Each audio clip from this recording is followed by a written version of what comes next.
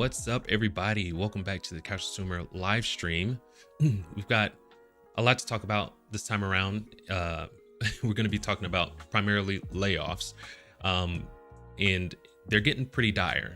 I want to say this week we had EA laying off 5% of their workforce, and more to come, and that's coming from EA. And then PlayStation, they laid off about 8% of their workforce and shut down their London location and cancel a bunch of games. One of those being a live service Twisted Metal game reboot, which I would have definitely loved to play that one.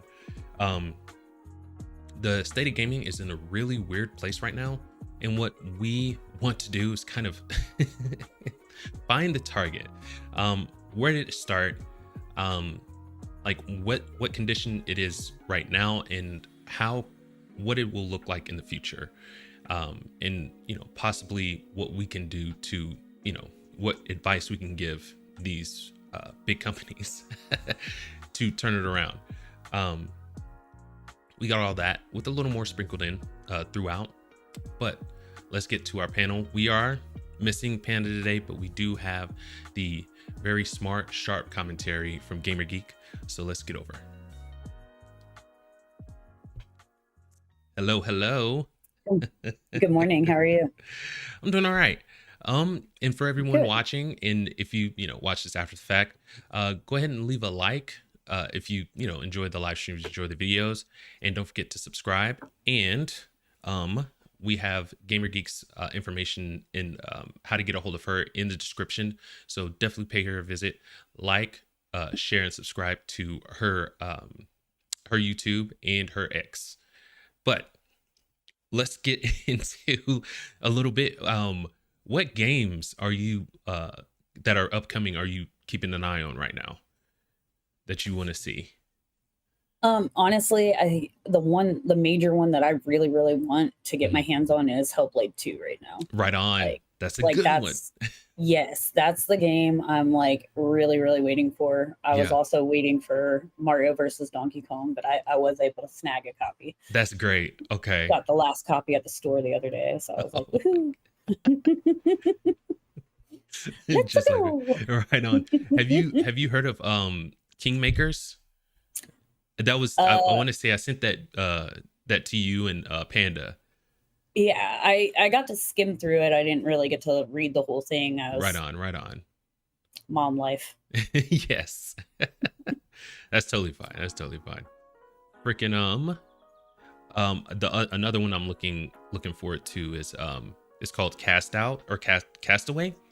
Yes, that one by Peel and THQ Nordic. That looks like a lot of fun. Yeah, I like THQ Nordic. They come out with some good stuff. They do. I've always been a fan, so if I see anything by then, I'm like, oh yeah. But Hellblade, that is a really good one.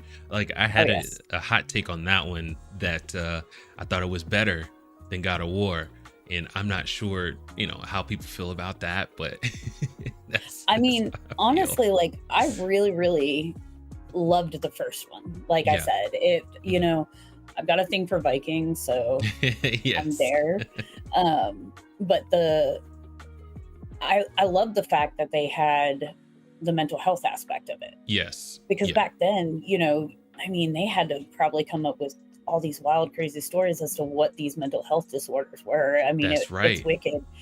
And so to see it, and then the way that they do the voices in her head, so you're hearing them too, you get kind of that effect of it. Way better if you got on headphones. I agree. 100%. Yes. The fact that they brought in psychiatrists and neurologists and everything like that to consult on the game. Yeah. That's dedication right there. And so I'm really when they showed that preview at the Game Awards, I was like, let's go, and I've been like, when's it coming out? Why April? And it looks like they're going to have more monsters, like true blue monsters. I think I saw a Cyclops in one of them maybe. And then this gigantic, it was pulling up from a mountain. I want to see, I can't wait to see their take on that. Oh, I Like can't either. it's realistic. What's it? Grim Garrett? What's his name? Um, oh gosh, it's a story, but they made it into a movie, and I want to say Angelina Jolie. She played a dragon. Beowulf. Thank you. Yeah. Yes. Yeah. That was a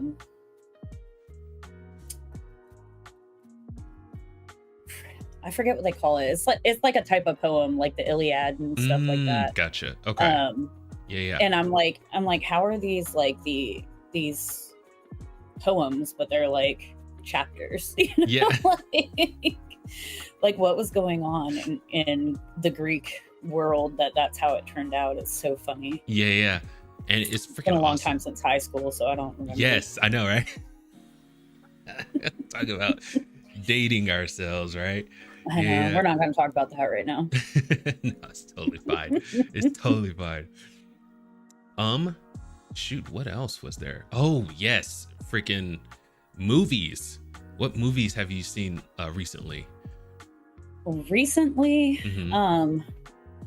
Honestly, I've just kind of caught up on everything that had been in the theaters. Right. I know for me, the Marvels was probably the most exciting for me. Okay. Because I love, the whole MCU. Yeah. I thought it was really cool that they did like all female. And it got such bad reviews that I just don't even understand. Yeah. But like we were talking about last week, box office isn't really as accurate anymore because we could wait 3 months and then or rent it at home and pay $25. That's right. versus going and dropping 60 for 2 or 3 people at the movie theater. So I was watching it and I was like, man, this is like hilarious. It's wonderful. It's got action. I don't understand why so many people didn't like it. And like, I mean, I watched it on Disney Plus and immediately like got the 4K Blu-ray digital code pack off of Amazon. Like as soon as the movie ended, I was like, oh, yep, I'm getting it. Right on. Okay. So, and then we did Aquaman. The first one or second one? The second one. Okay. And that was really good. Okay. I thought I liked it better than the first one. I felt like it had more of a storyline. Gotcha. Yeah. And then Gran Turismo came out a while ago, but that one, I'm still watching it. Like, I'll pull it up like every couple of weeks and watch it because they did so good with that. I was like, man. I'm going to say it's on Netflix now, isn't it? I think so. Okay. Yeah. I think that's one I've been meaning to watch too. Aquaman just came out on Max. Okay. For anybody that wants to watch that. And then I haven't found the new Trolls movie on anything yet. Sorry, guys. So, but they did just make a new Mega Man movie, or not Mega Man. Yeah, Mega Man. I guess it was like this cartoon villain that became a hero like years and years ago. And they just did I think it might be on Peacock. Okay. I'm gonna have to look at that too. Where like this band of villains that he used to hang out with comes into town. They don't know he's a hero now. Yeah. Because it's like they totally stole it from Teenage Mutant Ninja Turtles, but he fell in love with a reporter. Oh. And so he wasn't going to be evil anymore. So now he's not evil, but this band of villains came back into town, and so now he's and that used to be his gang.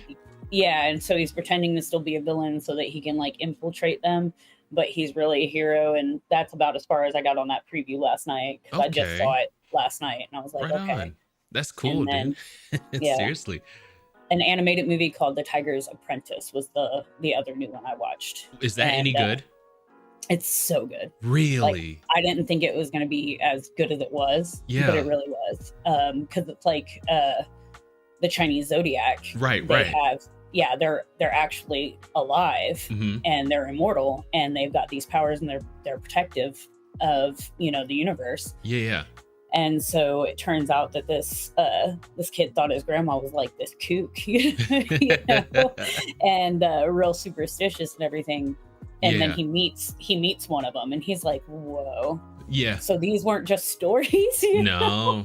See, and I saw the preview for that, and mm-hmm. I thought because doesn't he just turns into a tiger that's that glows or whatever, and I was like, man, that is so lame. I want something. I want him to turn into an anthropomorphic tiger. I want him to have 2 arms, to stand upright, and be freaking super buff and kick butt and all that. That's what I wanted to see. I wanted to see funny that. because they talk. Yeah. And then they'll turn into these human forms. Like the dragon was pretty cool. And I was just like, whoa. Here, hold on. But yeah, I actually really enjoyed it. I'm trying to see. Oh gosh. Here, hold on. My cat's trying to break out of the office now. This one, I'm looking up a movie right now, and I think you would absolutely dig it. It's like a cat spirit that lives in the forest, and its home was being deforested, and it found its way into the city. And so the bad guys are played as the good guys in the beginning, and then turns out that the good guys were tracking the cat because he has a power that can create its own realm, you know what I mean? But he doesn't know. He's just still a young spirit, so he doesn't know. But the guy that finds him, that plays as the good guy, kind of manipulates them and is trying to use his power to create his own spirit realm for all the spirits that kind of have been done wrong by the humans. Gotcha. Oh my gosh, I don't know if I'm gonna hear. I'll have to look that up. My kid might know it. He came over to hang out for the weekend, so I can always ask him too. Yeah, it's so good. That's awesome. Gosh, I can't remember the name of it, but it is absolutely amazing. But like that kind of stuff I have to watch by myself, because my kids, they don't like movies in different languages. They dig on some of it, but my wife is totally against it. Yeah. She will watch no movie in another language. So when I she's like, no, I don't like it. Yeah. I'd rather watch it in the original language with subtitles than having it dubbed, though. Yeah. Because it drives me nuts. I'm like, y'all's lips aren't moving at the same time. Like they don't even look the same. Like this isn't even cool. So I would rather have that than a dubbed one. 100%. That's how I feel about it too. You can get away with dubbed on animated stuff, but not like live action. No, because the art is way better. They can take their time with it. Yep. They don't have to go through crunch. Freaking Toriyama. Exactly. But another one I saw was the Avatar. So with that one, it is painfully okay. They did okay with the bending. The bending looked pretty good. I'm not gonna lie, I kind of liked it. But the story, when they say that they paid no homage to the original cartoon, in my opinion, that is 100% true. It feels like they're trying to get all the Avatar stuff out of the way. They're touching these, like plot points that would make fans of it, kind of go nuts. They're touching on them, but it's like they're rushing through it just to get to the story that they want to tell. And for that, I think it makes it dog crap. It makes it absolute garbage. And oh God, and I hate to say this about it, because, kid actors, they're children. But this, this show, like, completely is on the shoulders of the main actor who plays Aang. It's completely on his shoulders. So he has to be really good. And he just isn't. He's just not very good. So I got to where they met Boomy, and they completely wrecked Boomy's character, because he was the crazy, wise, old friend of Aang, and now he's just a bitter old friend of Aang, and it doesn't look good on Boomy. That doesn't work well with the story if they made him like a bitter, cranky old dude. Yeah. Because apparently, Aang getting trapped in ice, he left them. he left him. He Yeah. has no idea what's going on, you know, Yeah. and he's It's coming like back it's like now. me So waking up from a nap. Where am I? What year is it? yeah, How it long didn't. have I been gone? What It's not age like am I? he didn't want to get trapped in ice, you know. He was just Yeah. going. He got caught in a storm, and you know, one thing led to another. And Boomy's treating him like he ran away. It's like Mm, he didn't run that's not away. cool. Yeah, it's like, why do you think he's so young, dummy? Yeah. I Sorry. I want it. Well, no, I agree with you. I would have, yes. Like, but no, like I saw it and I was like, maybe I'll give it a chance this week, you know, while I'm sitting here. And then, you know, my daughter ended up coming over and we were finishing Percy Jackson for her. And I was like, so have you watched the new Avatar yet? Because the three older ones, they watched it like religiously. Right on. And she was like, I don't know. She was like, but maybe it's better than that crap of movie that they came up with. And I started laughing. And I said, well, you know, I wasn't disappointed by the movie because M. Night Shyamalan has like one good hit. Yeah. One crap movie, one good hit, one crap movie. I said, no, I didn't have high expectations going into that movie. That's I said, and I knew it would be nothing like the show. I said, so I actually enjoyed it because it didn't, I was already disappointed before I hit play. Yeah. You know? And I said, but I got a lot of people into the animated series by showing them that movie. And then if you say anything around my older two kids about the movie, they just, you'll be like Avatar and they'll be like the movie, blah, blah, blah. Like, it's hilarious. It's like so, Dragon Ball Evolution. Yeah. You know, so that movie. So, like they haven't even bothered with the show yet. I think they're afraid, and I don't know that I can handle their wrath at the show if they do watch it. 100%. And I'm right there with them. I totally 100% get it. It's like with the way that they do these reboots and, you know, live action remakes or whatever, it's never ever going to be as good as the original, you know, especially if they're trying to adapt a cartoon. It's they can't be as expressive. So it's, you know, it's just not going to be as good. Yeah, exactly. There's some stuff like I think you could do a reboot, but you're going to have to do it like animated. Like if you like say they could have gone like the Pixar route and done it that way instead of just like the drawing animation. Yes. But you got to keep it close to that original source material, or definitely know that you've got something that can add to it and add to it well. Right on. And they're just not doing that. Like, I don't mind a reboot. I don't mind any of that. Doing these live action shows of Avatar, you should have learned from the movie. Yes. And you had an opportunity to do something good and you have failed. Yes. So get ready for the fans. The costumes are mint. They are pitch perfect. Love the costumes. Love the world. It's gorgeous. It's just whenever you get to the characters, it's just so bad. So bad.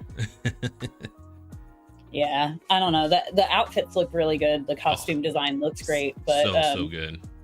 I've just been worried, and then so I waited for you guys, and then y'all said something, and I was like, I don't think I'm going to be able to watch it. So, I wish them the best of luck, but that's a tough one. So I'm interested to find out what my cousin says. Yeah, same. I'm gonna have to, you know, if he likes it, let me know, like, and tell me what he liked about it. Yeah, because he's hardcore on Avatar. Yeah, like he got on to me because I hadn't started Legend of Korra yet. Okay, so Legend of Korra for me, it had one really great season. That was the first season. The first season, the villain was amazing. Korra was strong-willed, but she definitely had an arc, you know, like you know, she was a strong protagonist, but you know, when it came to it, she, you know, tried to put on a facade whenever, you know, I can't remember the top guy's name, but whenever the antagonist was after her, you know, she was really scared because she didn't want to lose her bending, you know what I mean? Yeah. And that would, you know, freak anybody out. And she actually broke down, had an arc, and she overcame it, which was perfect, beautiful. I thought it was like, it couldn't have been a better continuation of the Avatar. But the second season, another one that I like. After that, I'm out because they got into the spirit realm real heavy, and I'm like, it was like the spirit realm should be like seasoned in there, not like an actual, you know, main pushing point for the story. And that's where it really took me for a loop. I didn't like it so much. Yeah, I get that. That's kind of like I'm big on Lego Ninjago. Yeah. You know, and it was mostly I got into it because my kid started watching it. You know, like he's grown up with that show. And then like I want to say like 6 months ago, like I saw something and it was like this new like spin-off type. And so instead of like Lego Ninjago Masters of Spinjitzu, it's something else now. Yeah. And like I was watching it and I was like, I don't know that I'm that into this. Like you have a formula, you got to follow it, you know. Like, yeah. But I could probably give it a chance. But right on. I don't know. I'm just picky. Yeah. It's a lot of time, you know. But let's get into our first discussion. So we kind of agree where all of the ills for the game industry where it is now, we kind of agree where that came from. But I want to hear it, you know, straight from you. Where do you think, how did we get here with the gaming industry? Well, a lot of the problem is like, you know, we did talk about the pandemic, and obviously gaming changed a ton during that time. Like you couldn't go anywhere, you couldn't interact with people. It was a really good way to still get interaction and entertainment when you're stuck inside, right. or when you're bored or whatever. And that's fantastic. But, you know, they saw all this growth and they were just like, okay, well, 2020 is gone and now 2021, we still have all this growth. And they just made a lot of bad decisions of, hey, let's put all our eggs in this basket, or, you know, put all our funds over here. They hired a lot more talent. So I think some of the way that it went wrong was they were banking on all that extra capital. So they lost all these pandemic players when they went back to work, because let's face it, like you can be at work for 8 to 9 hours, come home, you still got to spend time with your family, you still got to do things, and then you've got to get up and get ready for work the next day. So it doesn't leave as much time. You know, I remember I used to I never gamed during the week before the pandemic. Right. I couldn't. Right. And so I think that was one of the problems. Another problem is the fact that CEOs are going to hate me if they ever see this, but they're making bad decisions. They are. That is apparent like, to anybody that's keeping an eye on everything that's going on. Why would you invest in NFTs as a gamer? I read that industry just imploded. It imploded like months and months ago. I read ago. that one CEO continuously, not once, not twice, but at least 3 times that I read, was pushing the NFTs. I want to say Square Enix is still on the NFT train. I want to say, if I'm not mistaken. And it's like, you know, the whole point of those was that it's basically like this copyright that you do. So like you could own this and you register it as an NFT. And because it's so rare, it's much more expensive. The worth is more. What part of video gaming translates to that? Like, what are you going to do? Make a golden Pokemon card that's super rare that nobody can get their hands on unless they have it? Like, there's no real good reason for the NFTs in gaming that I can see. Gotcha. Okay. So when you're pushing for stuff like that, that's kind of stupid. That is a new angle too. I did get irritated, and I know it's been years and years in development, but I got irritated when I saw they finally put out that box that like you could smell the games. Right? Like, gimmick, there's some people that really want to immerse themselves and have that experience. That is so crazy. And I even had somebody write back on X, and they were like, well, it has nothing to do with video game industry. It was another company that did it. Yes. But how many studios invested in this. Give me one. No problem. No, baby. No. So that was my thinking, was, did any studios invest in this? Somebody had to have. Mm-hmm. So it's kind of like you're making bad decisions, you're taking bad risks, mm-hmm. and so on.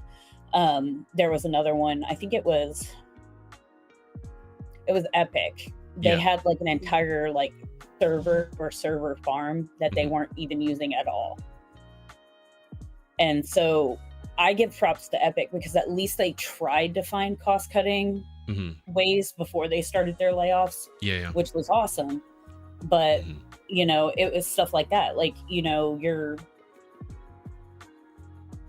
busy doing the day-to-day and running and coming out with new stuff constantly, and I get that. Yeah. But in a business, you really need to pay attention to what you're doing. Like, like with Power World, it's costing them so much, like $500,000. Yeah. And it's like, okay, well, do you maybe need to buy your own servers now that you're starting to get some income? You've got to look at ways to cut things. And like there was one studio, I can't remember because I've read so much over the last month. But like, you need a boba bar. A boba bar? Yeah, like in the boba drinks. With like the little, they've got like little jellies in them and stuff like that. But anyway, they made like a whole like snack bar and like drink bar and all this other stuff. But instead of getting rid of that, before they did layoffs, they started laying people off. Yeah. Is that what Epic? Epic did that? I don't remember which studio it was, but one of the developers that got laid off was saying that. And I was just like, I'm sorry, but if I'm facing, you know, that sort of stuff, I'm getting rid of the Red Bull machine, you know, that I'm stalking you guys with. You're gonna have to bring your own caffeine. So you've got stuff like that, like stupid spending. You know, like the perks are awesome, but when you're looking at laying somebody off, you need to stop having daily donuts and bagels. You need to stop excellent point with the free coffee. Oh my gosh, that's excellent. You know, we can bring our own coffee. You know, freaking like that's the sort of thing. And then you've got like, okay, so if I were to invest in a game today, I wouldn't see anything probably until at the earliest 2028. But realistically, I probably wouldn't see that game till 2030. Right. So if I dump $100,000 into a game, I'm not going to even get that back. That's right. For at least 5 to 6 years. Yeah. So you've got investors that aren't investing anymore because they're just like, well, you know, it takes so long to get a return and it's not even a guarantee anymore. That's right. Which is true. We saw that with it was Square Enix with Forspoken. Yeah. Game looked amazing. Yeah. The demo, I know they probably didn't work on the demo that much, but I wasn't into the demo. I didn't like how like I couldn't even get the jumping to work very well. And when I finally did, I was just like, this just isn't enjoyable. And the demo was a bit choppy and stuff. I know that the game itself is not that way, but it didn't get good reviews. Right. So it didn't succeed. And I know for a fact that there's like a ton of people that I respect their opinions and they're saying, you know, this didn't get a fair shot. And I'm like, you know what? You're probably right. Yeah. You know, but so you had that game and they put a lot into advertising. They put a lot into like the Twitch drops and everything else that they've done. And it didn't get anything back. Like I saw it for like $17 at Christmas. And I was like, dang. And I'm looking it up. It looks like it cost about $100 million to make. And that's a pretty penny to be putting out there and not get any ROI on it.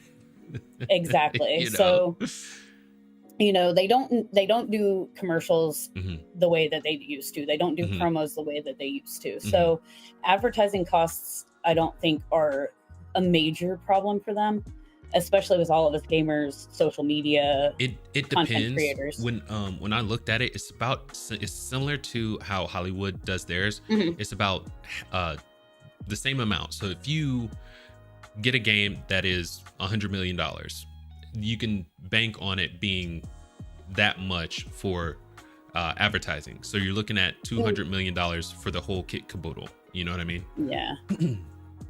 which I get. You just don't see the flashy stuff like you did, like in the 90s with Sega. Yeah.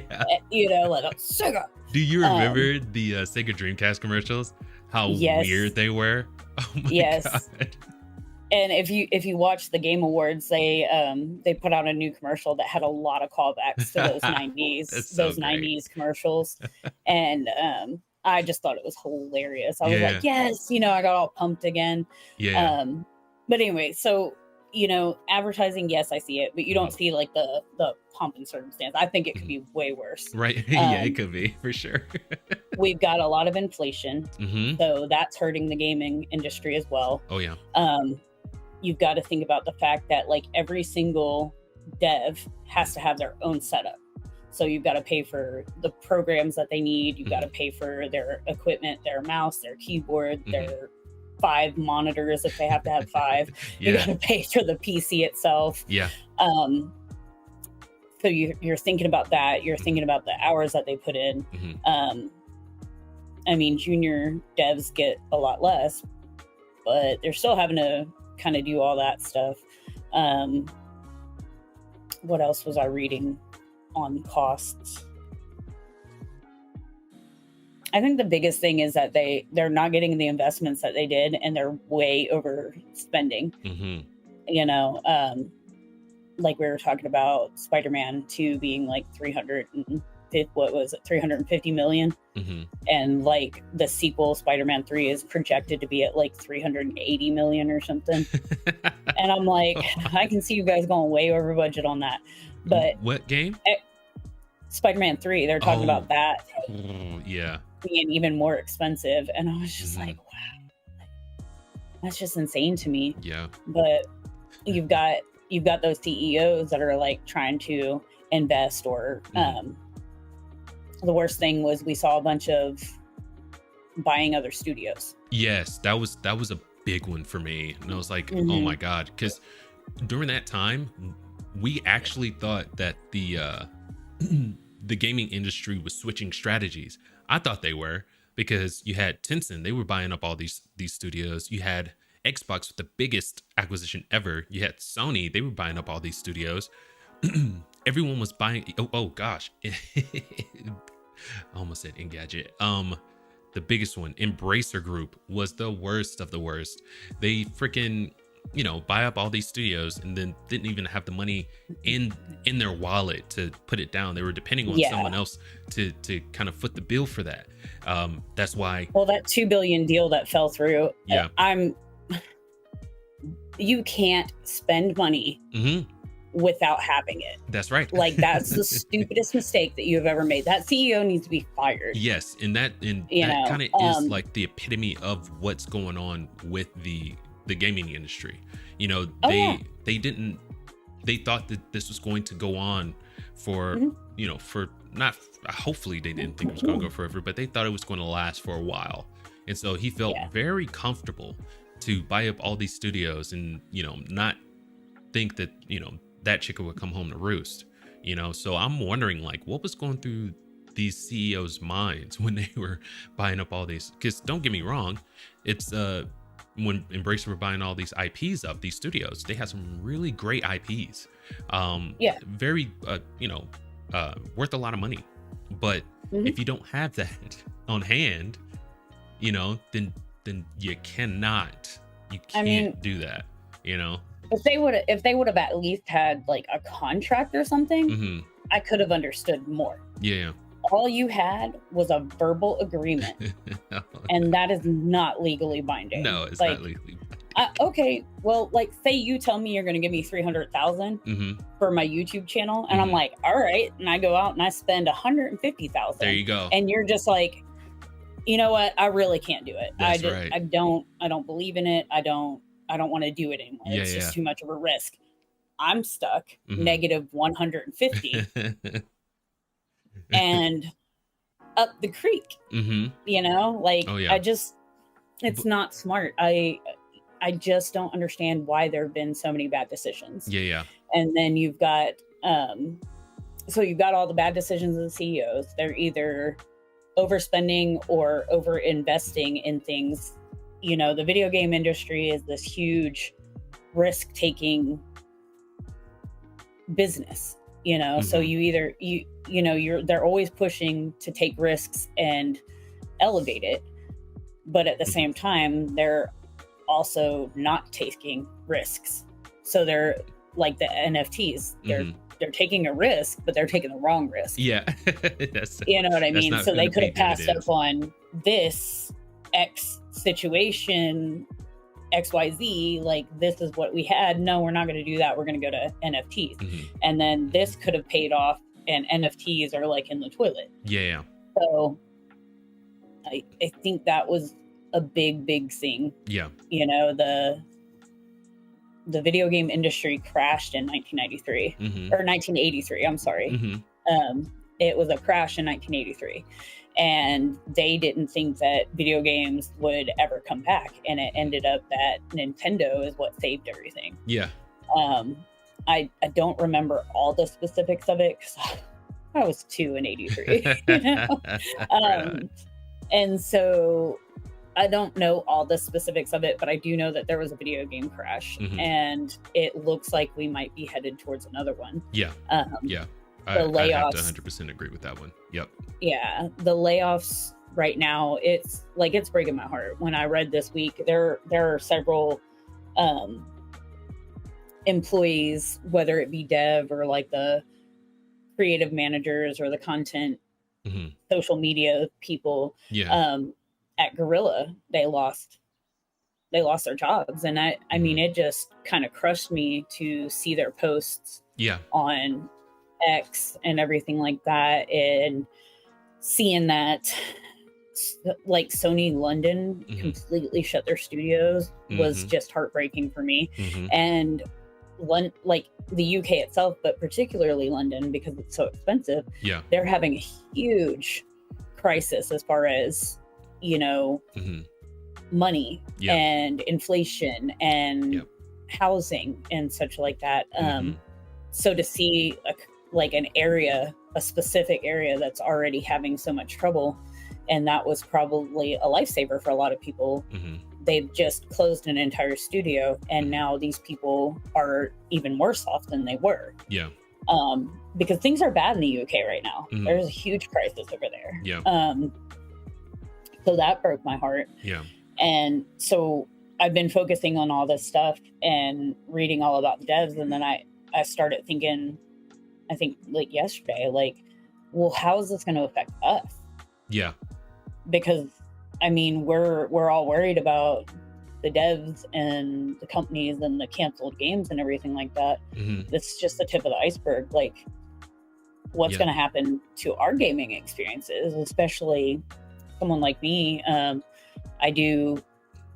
hitting older games right now, which is fine.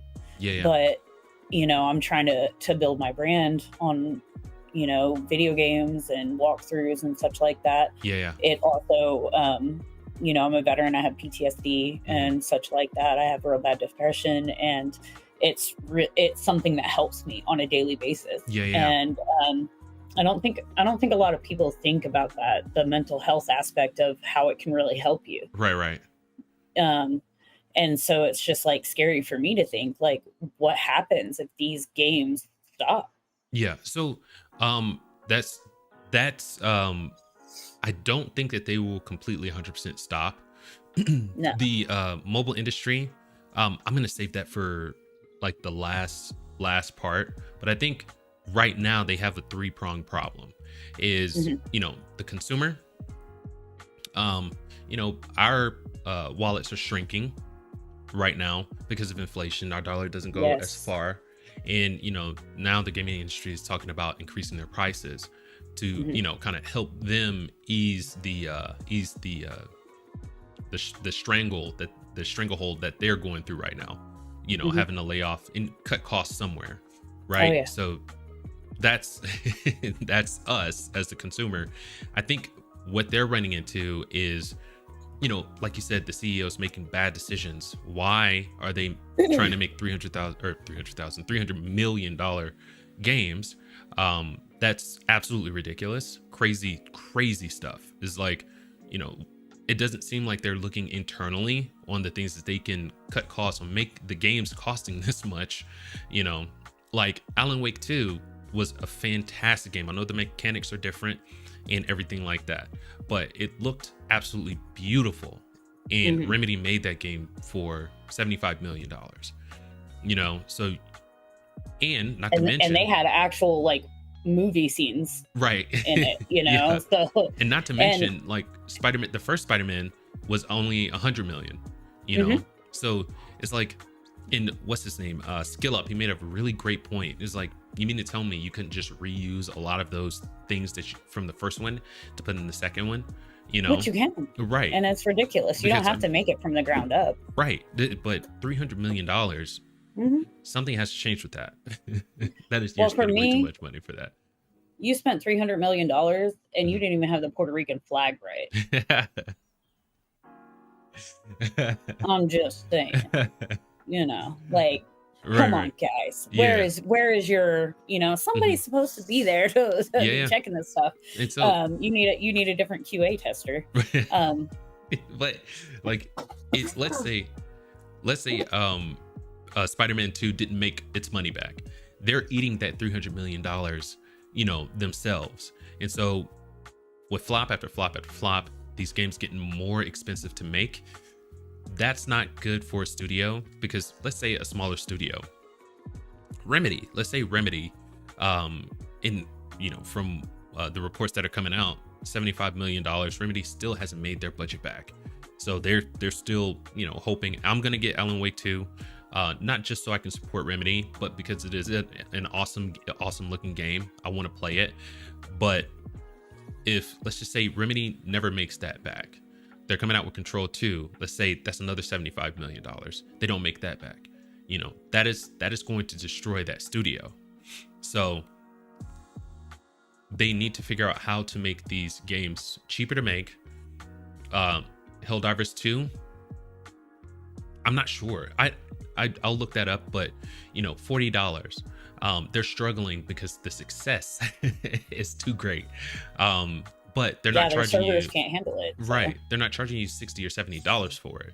And I'm pretty sure they've made more than their money back. Power World, they, you know, I'm sure they didn't spend $100 million on making Power World, and you know, they've made more than their budget back.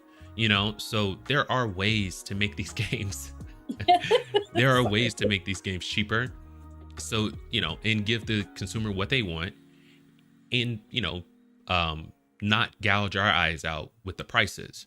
So I think they really need to take a step back instead of firing all these devs.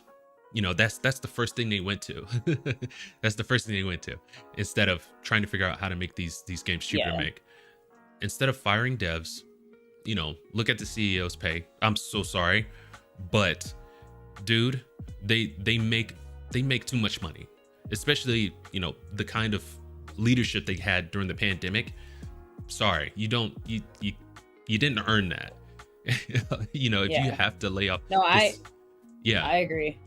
If you have to lay off this amount of people, your CEO, he screwed up somewhere, dude, and you're paying him millions and millions of dollars. You know, another bad problem that we have with the video game industry is it's just like any other corporation, but they're focusing too much on making stockholders happy. So right now they're getting rid of all these devs, and so now they can reallocate it to make it look like there's more money coming in. That's right. And make their shareholders happy. Yeah. And that's a real problem too. That is unfortunately the name of the game, though. Yeah, I mean, I do get trying to make your shareholders happy. Yeah. But you know, at that, and I can't praise Epic enough. At least they tried to find cost-cutting solutions before they started laying everybody off. And that's probably why their layoff number is way lower than everybody else. As far as Twitch goes, they laid off 500 people. Why? Like, you don't even make video games. Like, why did you have to fire 500 people? It's just insane. And the thing is that we had we had a huge boom. Mm-hmm. We're also always trying to one up ourselves Mm-hmm. in the gaming industry. And at this point, how much better can you get? Yeah. They're going to have to change strategy, I think. But yeah. Exactly. Mm-hmm. If something doesn't change, the video game industry is going to have another big crash like it did in '83. And I definitely don't want to see that. Me neither. But I think that one of the things they need to start focusing on, and you might have to lose shareholders, but you need to have a come to Jesus meeting with them. Like, hey, this is what's going to happen. It might, I don't know anybody that invests in the video game industry and thinks I'm going to get double this back by the end of the quarter, or whatever. Like, that's not how it works. Yeah. With the way I see that, like, they see the industry growing. It's on an upward trajectory. It's standing to be like 386 billion by like in 2 years, so that makes sense. I could see the allure of investing in the game industry. Even with all these layoffs, they're still doing kind of good. They're still doing well. But with the investors, they're the ones that kind of give them their money, so they can keep operations going and things like that. So I get why they have to appease those guys, because the money starts, the investment money kind of dries up, then it's a downward spiral after that. However, I think they can do both. You know what I mean? I think they can cut costs and make sure shareholders happy, because if, let's say, Spider-Man 2 was $100 million, they would have been rolling in the bucks. I mean, they kind of still are, but they would have been rolling more in the bucks. And I'm sure shareholders would have loved to see that. You know what I mean? So it's like, exactly. There's a way to do both. I know, I mean, I'm not a CEO.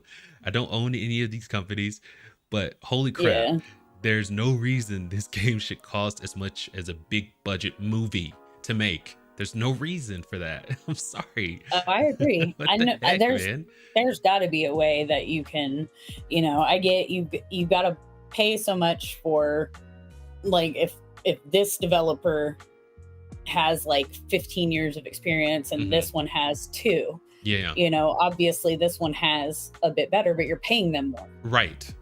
Because you have that experience. Exactly. Yeah. And I'm not saying that you need to get rid of either one of them, but maybe pair them together and get more done. You're having too many people doing too many things on this because you want to hit it out at a certain time. I'm not saying, and then other times you have a ton of people and you're running your devs into the ground. Yes. That crunch. Goodness. Yes. And I think planning, promises, and all this other stuff, there's just so much that needs to be reevaluated in the business, because they're still making hand over fist in profits. Like, as far as like looking at the sales of consoles and video games and this and that. But they've really got to go through and do an audit and come up with a plan, because unfortunately everything's snowballing, so it's going to continue to get worse before we see it get better. And if they don't start some major planning now to try to counteract that, then I think we will have another video game crash. And so where it all began is, I think, is indicative of the layoffs now. So I would venture to say, and I mean, the cost of making these games have been creeping up for a long time too, don't get me wrong, but the pandemic was kind of, they kind of went on a spree hiring all these devs and buying up all these studios. They didn't know what their future held, and they did it anyway.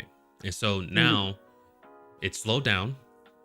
People aren't buying as much. Inflation is hitting everybody in their pockets, and so instead of buying this $70 game, I might wait till it hits a bargain, hits the bargain bin, or, gets a discount or something like that. So that's less money going to, them to recoup for the game that they made. And so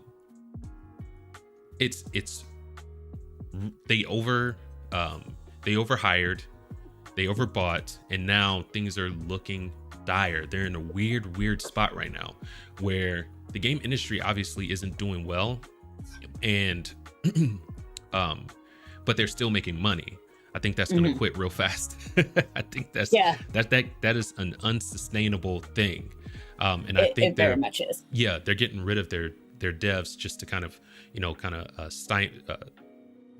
of put a not a band-aid, but they're med kitting this bleeding wound right now. Yeah, they're doing triage right now, yes. For sure. But I think if there aren't changes that are made, there will be a crash. There will be something that is going to completely decimate the gaming industry. However, I think Xbox is doing really well right now. I like where their head's at, getting into with buffing up their Game Pass and cloud, and trying to get Xbox on every screen. That is very smart. It is. And so that brought me to another thing. Sorry, that just triggered something. Yeah. Do you remember when Apple started doing the Ask to Track update? Yes. Yeah. And the privacy? Yeah. That's ruining mobile gaming. Like, I read an article on it, like I want to say like a month or so ago, maybe. Oh, my cat is rubbing against the camera. Sorry, guys. He's like, "Ooh, this looks good." And there you go. One thing with the other. Yeah. Oh, I feel that. So they were saying that mobile games are huge. Everybody is playing something to like waste time while they're waiting at the bank or doing whatever. Well, with all the ads now, with Apple doing the Ask to Track or the limiting and stuff like that, they're not getting the data that they need anymore for advertising. And so they're not knowing what to advertise for or how much to advertise for, or even getting consumers to something new because they are blocking all of this stuff. Yeah. Well, I know, like with Injustice, they came out with a mobile game, and it's cool because like I like when you like come up with like these mobile games that can tie in with your regular games. Like I really loved it because I was getting rewards in my game and getting all sorts of cool stuff on my phone, but then I was also getting stuff in my actual console game because I was playing it. And I think that that's a great like little model to follow. And it'll get people in there and you'll get more microtransactions and stuff. But when you've got, and don't get me wrong, I'm on a MacBook right now. I have an iPad right next to me as well as an iPhone. But I did notice that became more of a problem. I'm either getting way more aggressive ads constantly and more of them. Or I'm not getting any information about stuff that I would like to get information on. Gotcha. If that makes sense. Yeah. And so, like there was an article, I forget what it was. I can probably look it up, but they were talking about how that was actually a really big problem and had really cut into, the video game industry as well. Yeah. Oh yeah. So, and that was something I hadn't even thought of. Yeah. And that was actually going to be one of my solutions to, getting these studios back on track. I really think they need to buff up their mobile gaming portion of their business, just because it's, everyone has a phone. Phones are getting better every time they come out. I know it's kind of a what do you call it? Not return. It's oh gosh. It's like at a certain point, there's no room to innovate. You know what I mean? Oh yeah. What is that called? Oh my god, my brain. It's scrambled eggs. My brain is scrambled eggs. We didn't get enough sleep, guys. I know what you're talking about. I'm sure. Ask Lord Beerus. He's probably on. He knows. Oh, okay. So this is a great segue. We're gonna get into because I'm sure there's a ton. I'm sure. We're gonna get into comments real quick. Okay. Here, let's see. Anything embarrassing, right. Lord Beerus, and I'm turning the camera off. There we go. I'm not sure why it's doing that, but that way you can't catch a blush.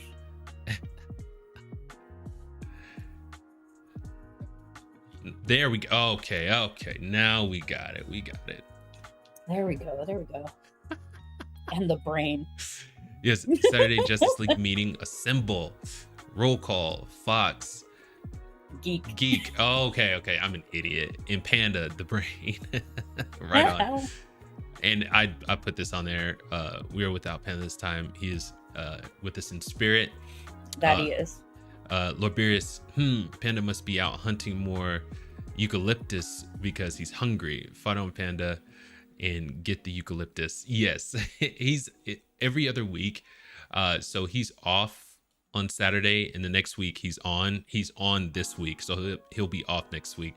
So hopefully he'll jump on the stream with us next week. But he's got beat down at work, man. And it happens to all of us. He needs an extra charge. Yeah.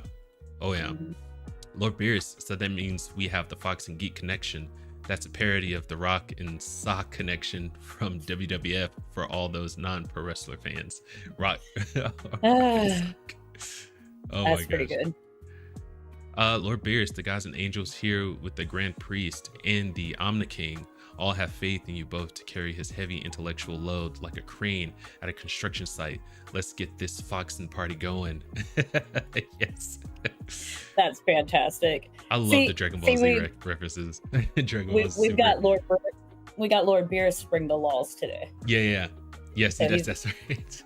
Yeah, so he's helping us carry it out. Lord Beerus, are all you mortals to go like, share, and subscribe to Fox, Geek, and Panda. Otherwise, I'll destroy your planet. I heard like Beerus's voice in my head just now when reading that. Mm-hmm. That's hilarious. For Gamer Geek, word around the cab stand is that the new Trolls movie should be streaming out in March 2024. I've seen it on Prime. But you know, you have to pay us like $20, I want to say. Yeah. Which isn't bad. It's 6 of us. So going out to the movies, getting everyone on the same page is not happening anyway. No.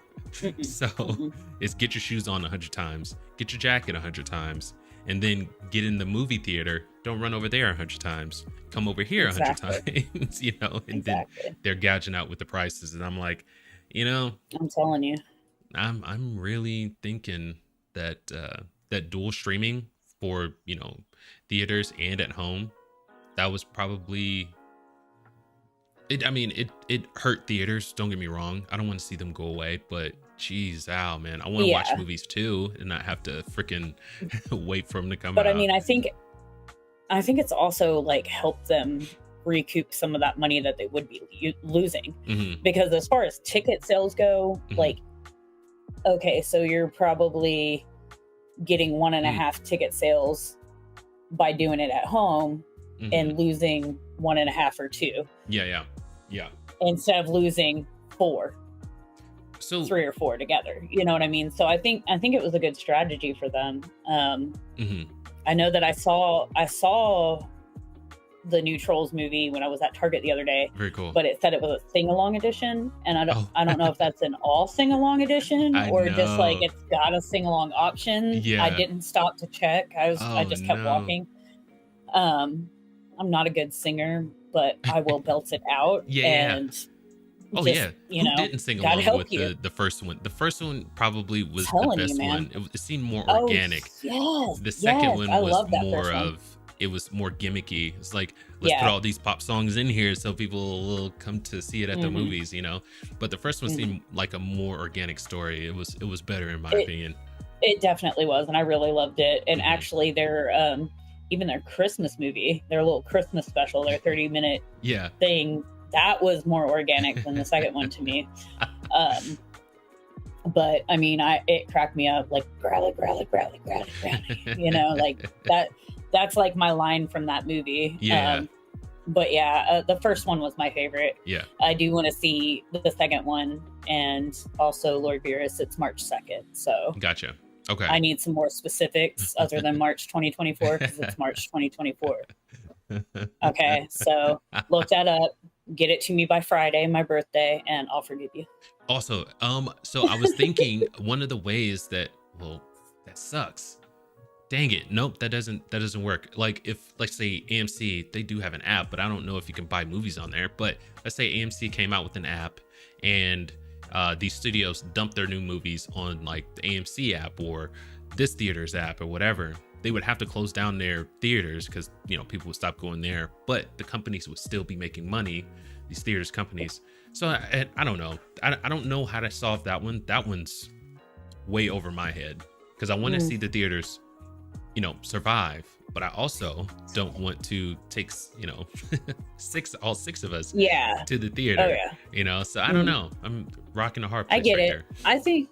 I think that they're coming back and they're able to survive at least for now. If they did have some sort of like at home rental, like I think that would be pretty cool. And you know, they'd be cutting into Apple and Prime and everything like that, but why shouldn't you get a piece of their pie?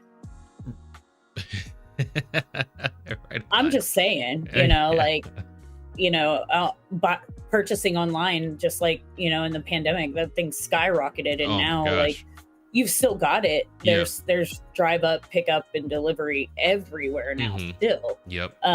But you still see a lot more people in the stores. That's right. For me, it was really great because I don't like going into the out. And so I gotta be in the mood for it, you know. I'm not gonna lie, these Mario and Luigi, I found them on sale the other day. And like I ordered them on Target for pickup instead of walking into the store to go buy them. Just these two things. Nothing else. Because I can't go into stores half the time, like especially if I'm alone. But I had my Bowser and I was like, I really need Mario and Luigi. And I found them. They're $20 in the store. Are we talking about stuffed? No, these guys. They're, oh, wait, hang on. You can't see them in the camera. These guys. Right on from the movie, yeah? Yeah. Right. Oh, okay. I can't find the camera. There we go. Hey. With the assist from Gamer Geek Jr. All right. Here you go, buddy. And we got one more. Oh, Cat Mario. Oh, dope.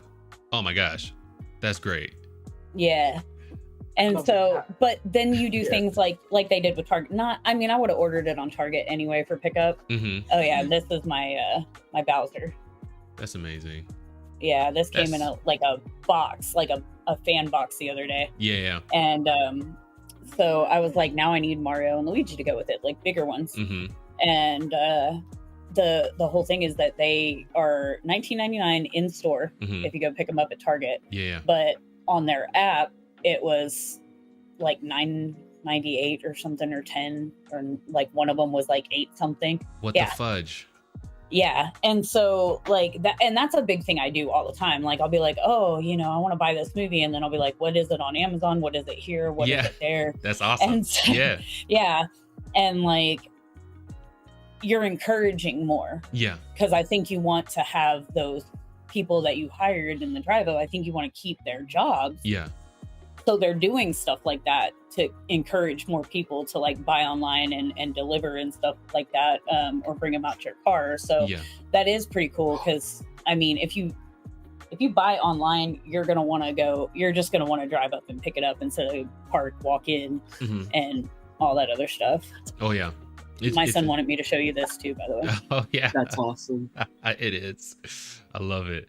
Freaking, if it's, because I like for my Dragon Ball Z figures and my Teenage Little Mutant Ninja Turtles minis, if they had them at the store cheaper, that is worth a walk-in for me. If they're cheaper for me to go inside and get, yes, I will. But if somebody's coming with me, I used to have such bad social anxiety that I would have to like just put in headphones, head down, walk like immediately to where I needed to go, and then like waddle my way out as fast as possible, since I'm gimpy and can't run as good. But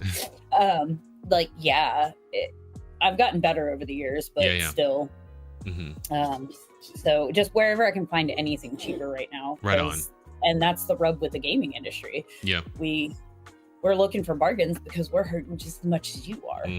But I think it's important that we also that's why I like doing these podcasts. We get to do our opinion, but we also get to drop things that we're learning about why it is the way that it is, and help other people understand. Because I think that's where a lot of us are or were, is that we weren't understanding, why is this happening? 100%. It's just like, it's like, why are games costing this much? Freaking why are they getting rid of all their devs? We're seeing like a 58.7 billion in sales in 2023, and then wondering, well, why did you just lay off almost 10,000 people in the last 2 months? That's right. Yes. Yep. It's an insane. Whoops, I dropped something. It's an insane thing, and you've got to, as a consumer, I think you need to kind of learn a little bit about what's going on in the market, especially if it's something that you like, because you never know, you might be able to help, you know, that little bit of extra knowledge can help you with this purchase or that purchase, or you can do things like you can start looking into more indie games. That too. And stuff like that. There are a lot of great ones out there that I've never even heard of. My son will come all the time. He's so awesome because he's here this weekend. I just love him.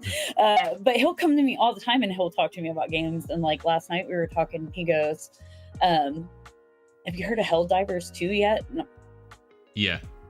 Yes, baby, I have. But he's just so cute, and he'll talk to me about all this other stuff, and that's how I learn about most of my indie games, is from my older two kids. And it's adorable.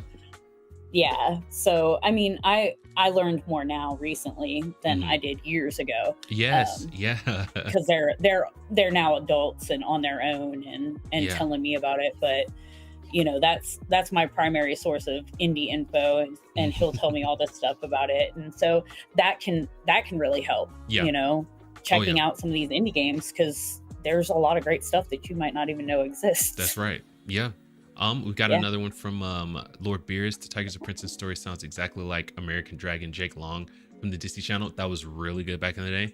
Disney Channel back in the day. Yeah, I love that one. I forgot about that one. Me too. My all-time favorite, it's definitely in my top, at least top 5, is Jackie Chan's Jackie Chan Adventures. So amazing. I love Lord everything Beers. Jackie Chan. Yes, me too. Lord Beers, again, bitter, cranky old dude. Sounds like me every day. That's hilarious. Hold on. Lord Beers, Dragon Ball Evolution. We never speak of that. Yeah, that movie doesn't exist. Oh my goodness. Lord Beerus, again, all those perks on company money, financial misappropriation. Yes. Okay. Let them please bring their own stuff and cut costs to reduce potential layoffs or firings. What's more important, food or a job? So I was trying to find how much when Elon Musk took over Twitter. I want to say they were paying millions of dollars for, you know, lunches at work, snacks, like entertainment areas, you know what I'm saying? All that stuff. And I want to say it was all free. He was paying millions of dollars, I want to say a month or a year, to keep those things, you know, up and going. And then he finally said, you know what, we're cutting this. It's costing us too much money, you know. There's no reason to be paying all this. Listen, Elon, all you got to do is throw in a nap room and some vending machines, and that's going to be the best place to work in the world. So, you know.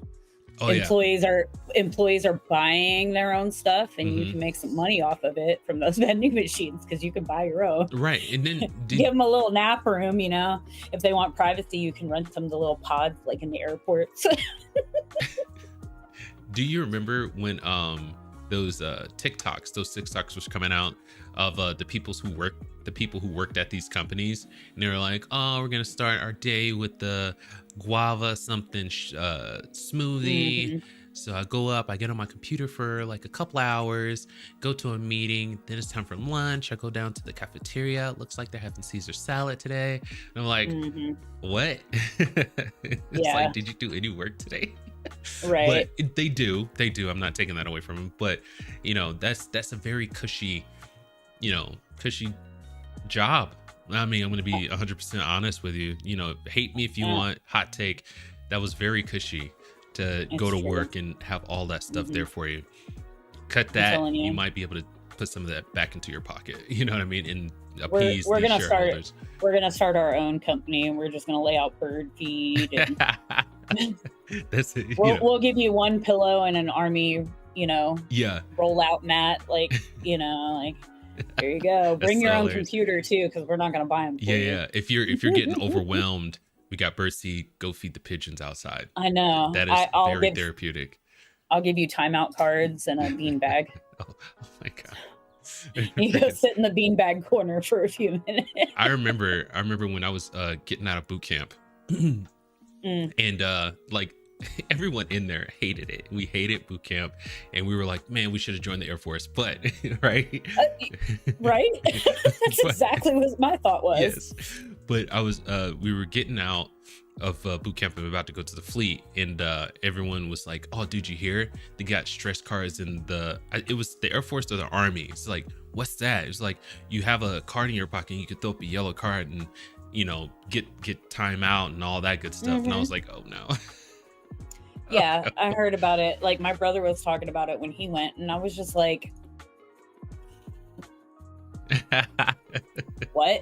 Yeah. And yeah, I'm pretty sure that I would have been a worse drill sergeant just being his sister than what they eventually started getting. Yeah. I was really sad that I didn't go into the Army when I got to Alaska, and my sergeant was like, let's go to lunch. And I was like, okay. I lived in the building on post that had our cafeteria. So cool. Okay. We get in the car and start driving off, and I'm like, where are we going? Like, this dude's gonna kill me, like, I'm scared. Yeah. So we were a joint Army Air Force base. Gotcha. So we went to the Air Force side. We walk in. It looks like I'm in a tavern. Yeah. Like there are, bear heads, there's mounted horns and everything like that. It looks like I walked into a log cabin. I walk up. It barely looks like a line, like I really expected someone to come take our orders. Yeah. Well, we get up to the line and they say, what do you want today? And they're like, the sergeant I was with said something about steak. And I was like, steak? And he was like, yeah, you want steak? I'll give you steak. How do you want it cooked? And I was like, wait, what? And they were like, yeah, we can do this, and this, and these are what your options are today. And I was like, options? Air Force, like what plural? Are you doing? Yeah. And so they give you the stuff, and you either can wait for it or go to a table. And I mean, like they had a fireplace. They had like lighting. It was set up fancy. Yeah. That's so funny. I had cloth napkins. I was just like, maybe my dad was onto something. This is so silly. And people were probably, I don't care. But the best I've ever eaten in the military is when I was deployed to Afghanistan.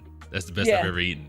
The DFAC over there, they were doing, steak and lobster on like the weekends or whatever. It was freaking nuts, dude. They did a lot of good stuff. I was lucky because one of my best friends, he's like a brother to me, but when I was in Alaska, he was one of the sergeants that was a cook. And so like I would just walk up to him in the middle of the night and be like, man, can you go make me something? And give him like stuff that I bought from the store. And he'd be like, yeah, I'll be right back. He'd head down to the DFAC, come back, and I'd have like this meal and stuff. And I'm just like, dude, you're the best. It's hilarious. But yeah, Afghanistan and Iraq, they were doing some crazy stuff for us. And it really, really was good, especially compared to usual. I got obsessed with chili mac, but only at Fort Jackson. Gotcha. Yeah. Because for some reason, like, it's weird because they all follow the same recipes, but only certain places make things as good. Yeah. So it was like that's what I found. When we had MREs, I want to say, at the main fob when I first got there, and then they sent us to another fob, and they had like a legit like DFAC, and we were going. It was freaking awesome every day. Every day. Lord Beerus, Sega. That's true. Yes, when you heard that, you knew you were in for a good time. Lord Beerus, video games are a great therapeutic tool and a fantastic coping tool mechanism for anyone suffering with mental health challenges. Absolutely agree, Geek. 100%. Yes, very much so. This is I. Was that reminds me of Oh, Disney Hercules. hey, I know who that is. Yo, Robert. Is that one of your cat's names? No. No. Oh, okay. He was talking to somebody else. Oh, gotcha. Okay. Lord Beerus, I'll catch a blush anytime I want, like a pro baseball player. You really will. It could be like a millisecond that I blush before I turn off the camera, and you would still have a screenshot of that. Right. I'm telling you, it's a game we play now. Yeah. Oh yeah. Oh, we know. We know. It's become well known on the. It's fun though, stream. isn't it? Though. Yes. You guys on Twitter are hilarious. I know. We're like. Everybody either thinks we're like this old married couple, yeah, or that we're brother and sister. Hilarious. Lord Beerus, don't let Gamer Geek fool you. She's a great singer. It goes on the library list of her talents. Oh, you're so sweet, man. He really is. Yeah. Oh yeah. Grade A. He's one of the greatest people I know. Same. Yeah. He's freaking. We'll have to edit that out. when we post that, though, we don't want him to think he's awesome. Right. Yeah, no. We can't let him get a big head. No. Deadline, huh, geek? Bossy britches today. I don't take orders from you. Fine.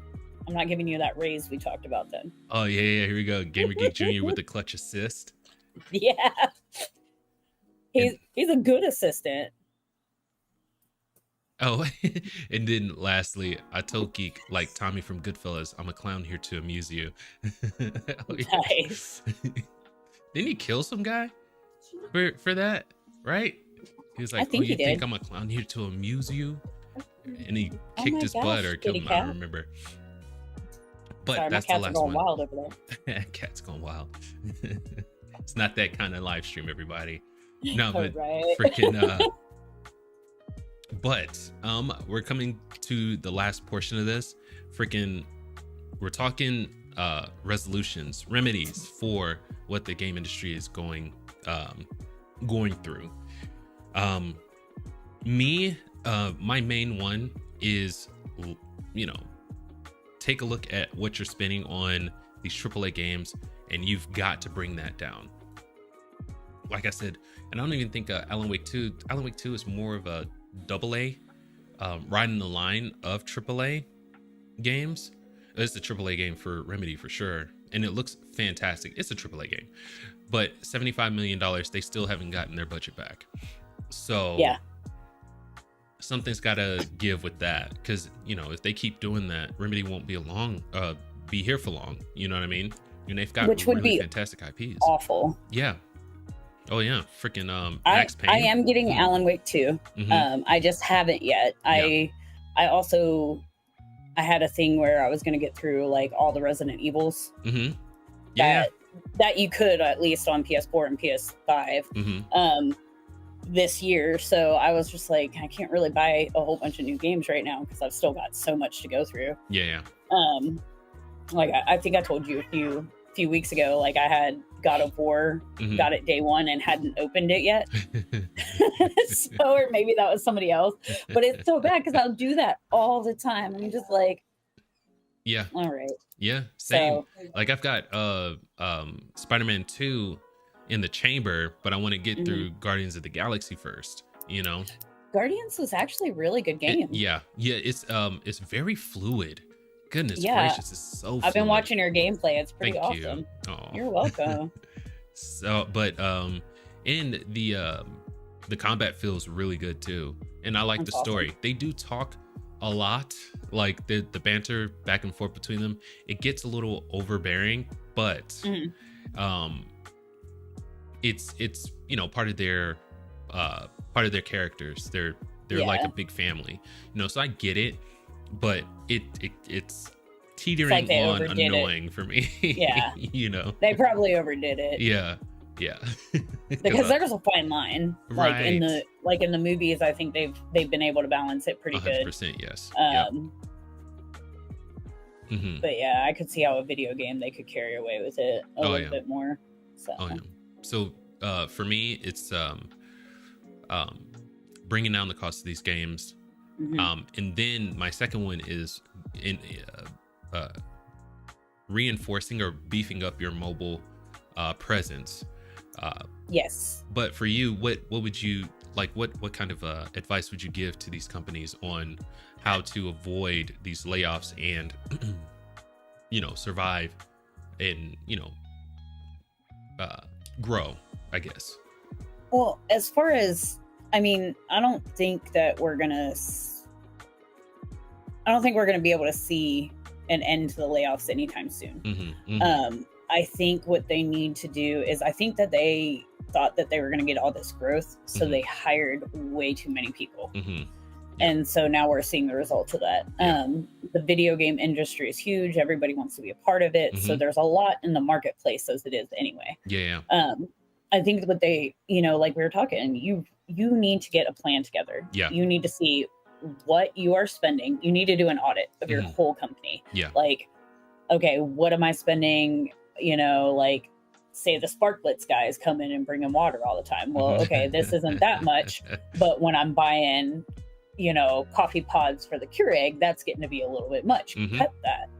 Cut that. If I want coffee, I can bring it from home. I used to do it all the time. Like when I was working at one of the shops, the owner brought in a Keurig, and he was like, "Here's the first box, it's on me." He was like, "But after that, y'all are responsible for it." Right on. He had that stupid money. He could have bought us like 3 years worth of that stuff, and like it was like his pocket change. But that was smart. It's like Mr. He was Krabs being smart over about there. it. Yeah. So it's okay to offer lunch to your employees. It's okay to give perks, but you're gonna have to do something like this $5 salad you get for $2.50. Like something like that. You something has got to give. You've got to get like, hey, I see that your food truck is out here. What do you do during the week?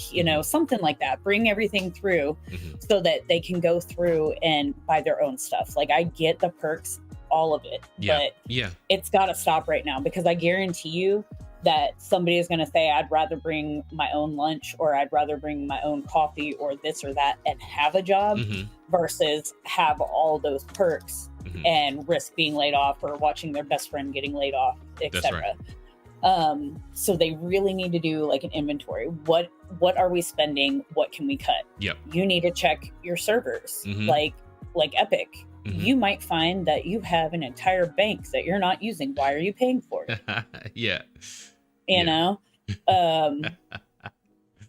Right instead on. of getting new equipment, you can take apart a PC or a laptop, and you can do these cool things like upgrade. You know what I mean? It's a lot easier to do on a desktop than, most of the time with laptops you can't do it. But right. I know what you mean though.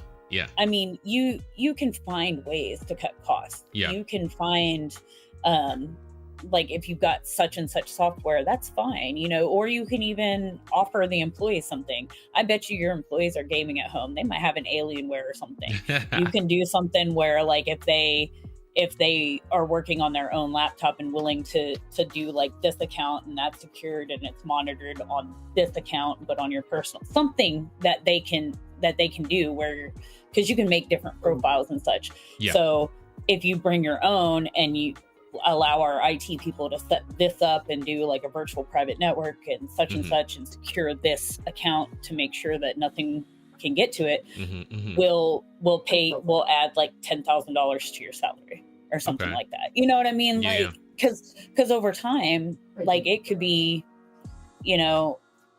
I know that I decked my first PC out. It was almost $5,000. Oof. Yeah.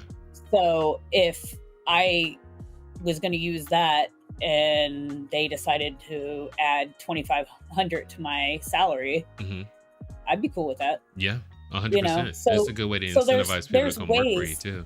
Yeah. Or it could be this software, that software. There's plenty of things like there's free software that you can use. There's free. I mean, instead of hiring a composer that's been in the industry for years and years and years, go find that DJ that knows how to use GarageBand and hook it up, man. Something.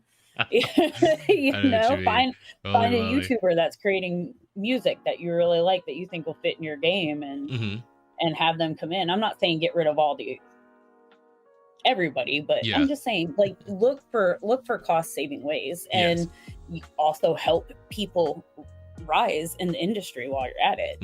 As far as the perks and the bonuses, I know I want to say it was Epic cut everybody's bonus in half for the year and stuff like that, and they tried to really come up with cost saving ways before they resulted to layoffs. I like that. Me too. But you also need to reevaluate your management, your upper management. You got to get the boards. The boards need to get together. They need to do an audit of their work, a review, and also their salaries. Unfortunately, you got to get rid of those perks that you're paying these CEOs. You do not need to give them a $5,000 bonus every quarter. Oh, it's millions. Oh God. I know. I'm just saying, but you don't need to give them a bonus every quarter or every year, not that kind of bonus anyway. If one of their perks is a timeshare that they get to use in Santa Monica, you know what I mean? Like, get rid of that timeshare. It's time to sell it. Oh yeah. I think a lot of people are just too used to being rich, happy, fat, eating golden gooses, eggs, or whatever it is, that they're not thinking about the stuff that they're overspending on. Like, 100%. Yeah. I didn't watch Netflix most of the time. Yeah. You know what I mean? Because shows take so long to come out. And so, I mean, I could go 2 months without Netflix and not even remember, like, oh, I don't remember the last time I used Netflix. Yeah. Well, that's $40 I was spending. That's right. You know what I mean? Yes. So for 2 months, that was $40 because I paid for the top plan. And then they were like, I'm going to raise it again. And I was like, no, you are not. Cancel. And that's exactly what it is. That's exactly what it is. It is it's not one of the mains that you have to spend money on. So when times get tight, those are the first things to go, Exactly. And it seems like these people don't get it. They don't understand it. It's really a fact that they need to audit, prioritize, and come up with, they need to problem solve. Yeah. You know what I mean? Like Epic's example of cutting everybody's bonuses in half. They didn't take them away completely. That was awesome. Yeah. But these people are probably relying on that at that time. Yeah. Getting rid of the ice cream bar or the boba bar or whatever perks they were getting, free lunches and stuff like that. Finding like that entire server that wasn't even touched. That's right. And then getting rid of that. That's right. That's great. What about you're paying this server company to maintain your stuff? What would it cost you to bring in a network engineer and a security network security personnel and pay them and buy a space and buy your own servers? What would it cost versus what you're spending? Right. Which one's more cost effective? It's easier for you to just pay these server farms because they have to come up with a business continuity plan to keep you online if something goes wrong, whether it's a fire, a hurricane, a tornado, as my son used to call them. A tomato tornado, whatever. Yeah, it was so cute. It was always tornadoes. But they're paid to do that. They're also paid for security. You've also got the security companies that you pay on standby, which is do not cut cybersecurity, period. Right. But definitely, what would be more cost effective? Yeah. Hiring somebody in-house and buying your own server farm, or what? And you've got to look at those business continuity plans if you decide to change from whatever server farm you're paying to house and host you. Yeah. You have to find out, like, what is their business continuity plan? What happens when you do you know, if this or this happens, and you need to find somebody that can give you that information as well. Yeah.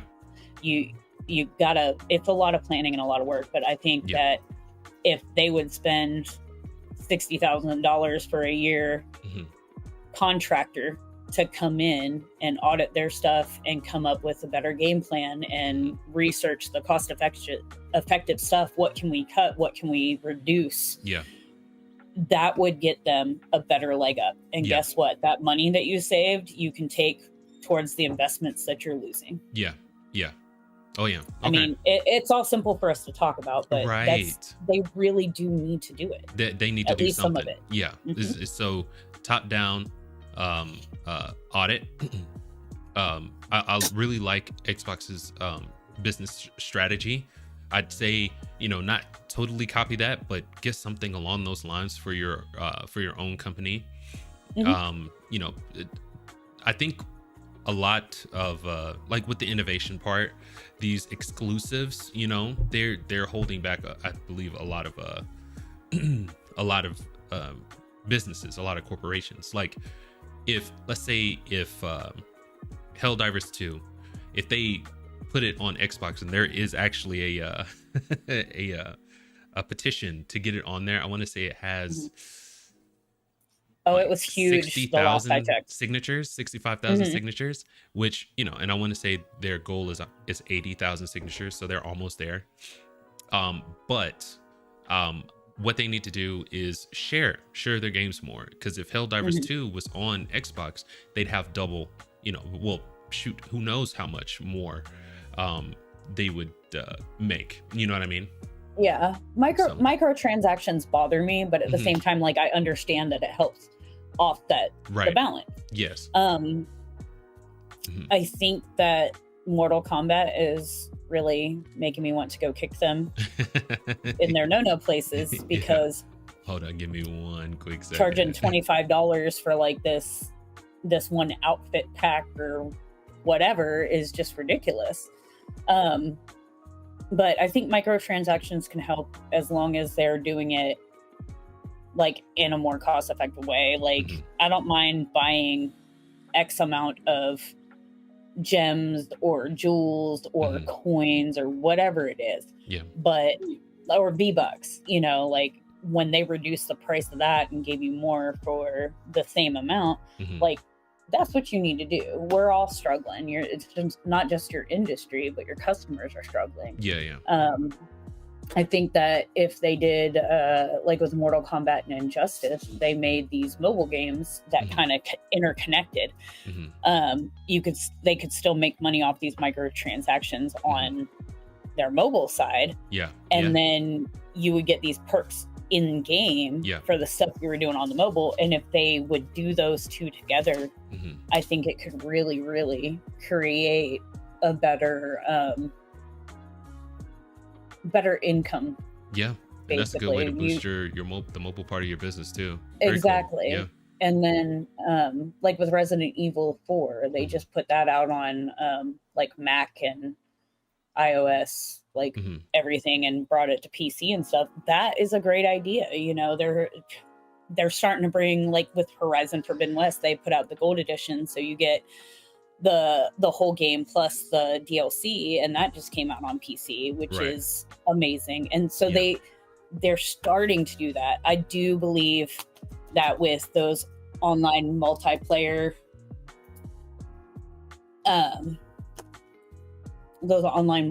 games,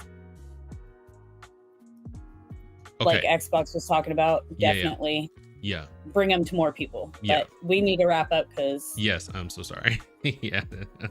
Daddy Dark Foxes need it. Yes. Oh, but I mean, all very good ideas though. All very good ideas. But thank you so much, Gamer Geek, for jumping on here with me. I appreciate it. Thanks for having me. Fun. A big shout out to Lord Beerus. You're basically part of the panel too, so thank you for joining us. We do enjoy it.